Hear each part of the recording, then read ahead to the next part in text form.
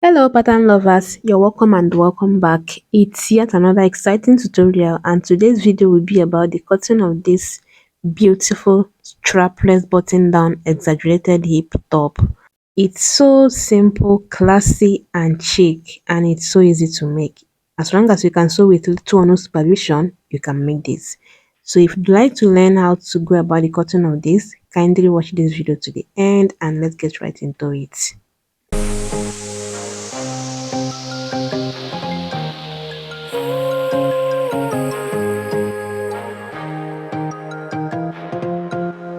Here on my pattern paper, I've gone ahead to mark out a starting point line, and I've also created a 1.5 inches space, and that would be the button allowance. It's just 1.5. You can also use 1 or 2 inches depending on how thick you want it on that point. I'll now place my measuring tape on the starting point line and go down to the bust point of 10 inches, the half length of 17 inches. Then I'll count from the 17 to my hip line, which is usually 8 inches from my waistline. Okay, then I'll add extra 1 inch. So from my waistline, which is 17, I counted 8 inches, which is my hip line from the waistline, right? Then I added extra 1 inch. Go ahead and do the same thing. Whatever you use as your hip line, add extra 1 inch to it. You can also decide to leave it exactly on your hip anyway. Then I'm going to mark out all these lines, the blouse length, the half length, and then the bust point. Next, I'll come to the shoulder line and take the shoulder measurement, divide by 2. And from that point, I'm going to go down to the armhole line of 8.5. I'm using 8.5 for this. Then I'll get the shoulder measurement, divide by 2 on that point again, just to have a straight line. Then I'm going to connect it just like this. The next thing I'm going to do is to take the standard neckline measurement of 3 inches by 3 inches. We are not going to need it, right? But let's just have it there. Then I'll take the shoulder slope of 1.5 for the front. I'll be using 1.5 for the shoulder slope here. And then I'll go down to the neck depth of 3 inches. Like I said, we won't be needing this neckline, but let's just leave it there. Okay, then I'll go ahead and get the midpoint of this shoulder slope, just the same way you see me doing it. I'll mark it. Then I'll come to the bust point and take the bust span measurement, that is the dart line.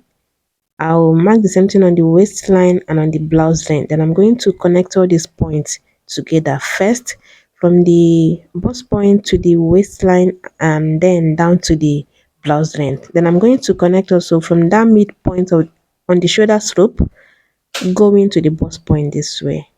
Next, I'm going to get the dart, and I want to do 100% tightening for this pattern. So that means I'll be taking in 1 inch on both sides of this dart line. If you want to do 50% tightening, that means you'll be doing half inch on both sides.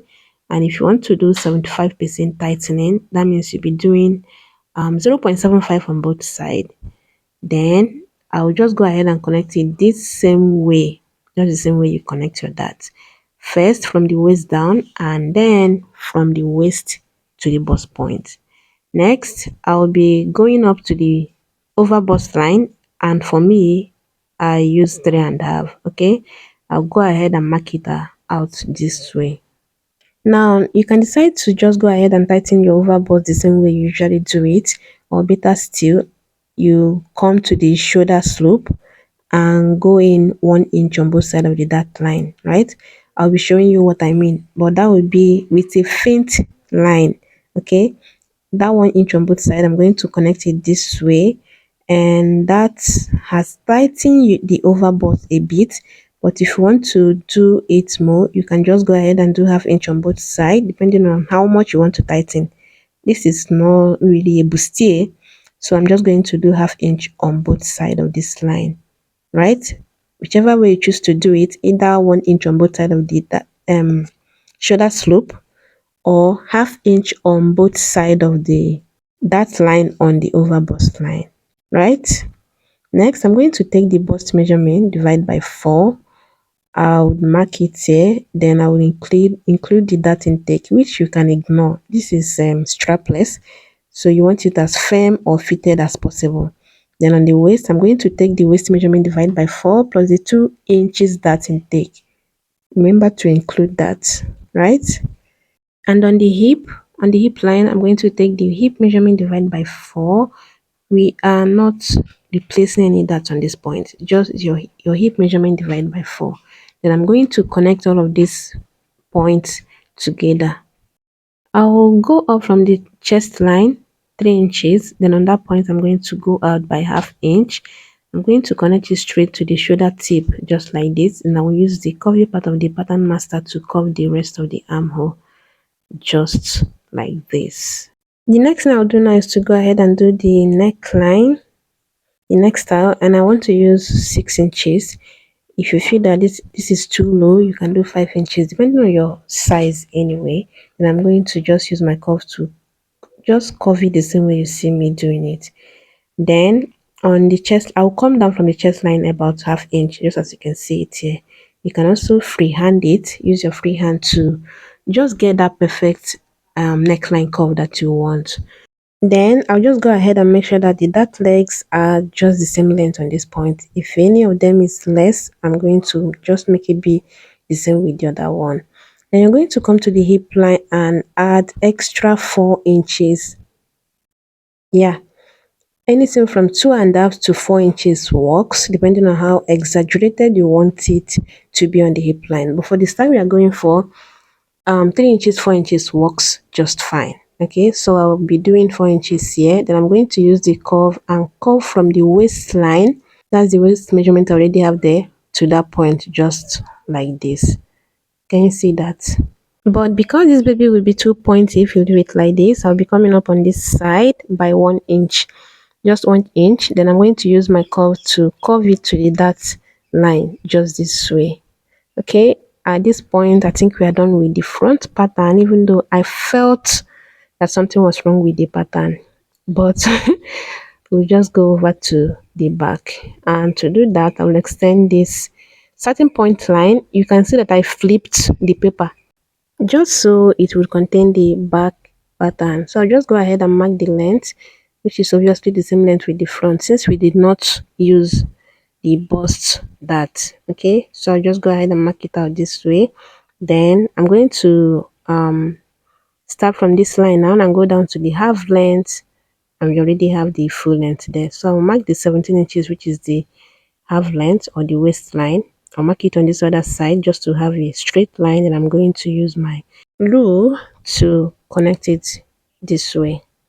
On the shoulder line, I'll be taking the shoulder measurement divided by 2, 15 divided by 2, 7.5. I'll mark it, then I'll go down to 8.5, which is this chest line, the same thing we use for the front. I'll get the shoulder measurement divided by 2 on that point again, then I'll just go ahead and connect it this way and extend the chest line. Next, I'll go ahead and take the shoulder slope, and I'm using 1 inch. Then I will mark the standard neckline measurement of 3 inches. Then I'll be going down to 1.5, and that would be the neck depth.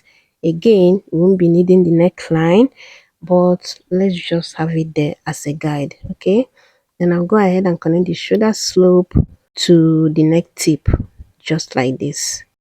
Next, I'll go ahead and take the bust measurement divided by 4 on that point. Then I'll get the midpoint of this armhole line, that would be 3.75. Then on that point, I'll be going in by 0.25.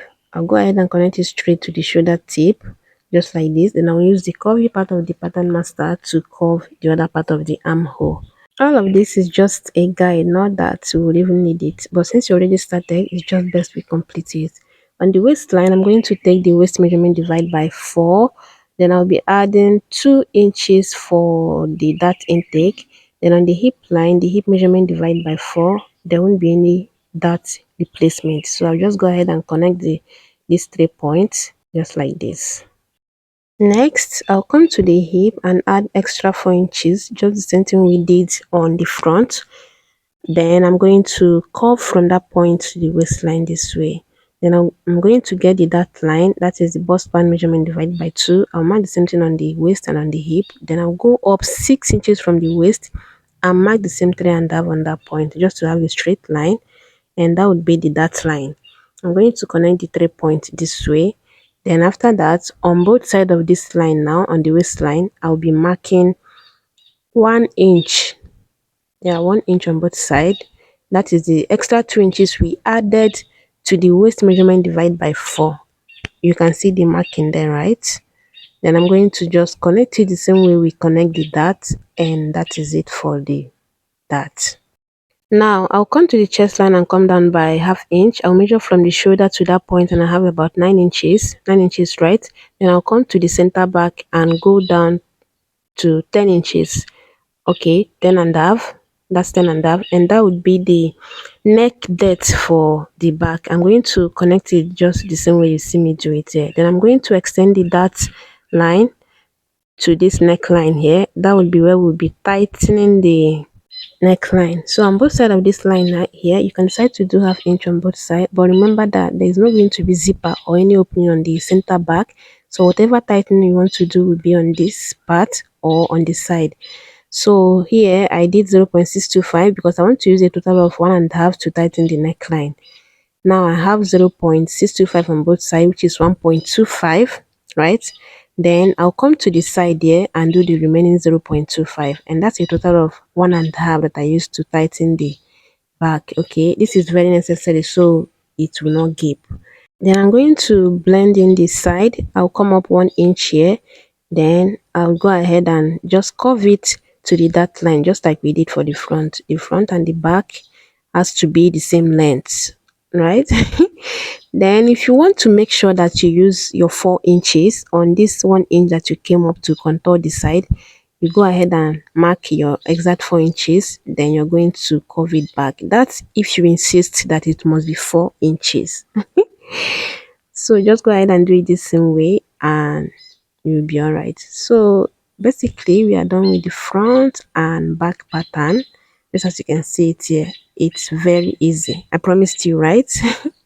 You're simply going to cut out your pattern and transfer to the fabric, but in case you want to like make this a bustier, you're going to add your under bust line where it's supposed to be. For me, I'll just go up here 3.5. I'm just trying to show you 3.5. That's the difference from my under bust to the waistline. You can also decide to measure from the shoulder line to your under bust line. Then on both sides, I'll just mark the same 1 inch I used for the dart intake on the waistline. Is just very simple. The same dart intake you have on the waistline, that's if you did 100% tightening. But if you didn't use 1 inch on both sides of the dart line on the waistline, just like I did, you can just go ahead and use whatever you use to tighten your under bust on a normal day, right? Just go ahead and use it. But what I'll do now is to go ahead and trace out the initial dart on a fresh pattern to have something like this. Then if you noticed, one side of the top on the front part is 1 inch less, so you're going to mark your 1 inch on both the button allowance and on the center front line. You connect it this way and then you're going to just blend it to the side. It's not hard. And remember not to cut out this blending you're doing here until you use this pattern to cut the 2 pieces for the front. Then you use the pattern again to cut the part that is lesser than the other one. Okay, now this is the moment of truth. The dart went all the way to the down, but normally the dart is supposed to be 6 inches down from the waistline. That is like the normal dart length for average adult, and for what you are going for, you need it like that. You do not need to let the dart go all the way to the blouse length, since we are not making a fitted outfit. I hope that is clear. So I went ahead to tape the pattern down, and you can already tell that we did a great job and that this would come out so well. Now this is the effect of the dart. We need that extra ease for what you are going for, so do not let the dart go all the way down. And if you feel that this is too curvy, like too pointy, go ahead and blend it in at this point. And also remember that you're going to sew the dart. If you want to sew it just as I taped it down here, it's fine. But if you want to also slash the dart so that you sew it from the top to the down, it's still very okay. Now this is the essence of pattern making.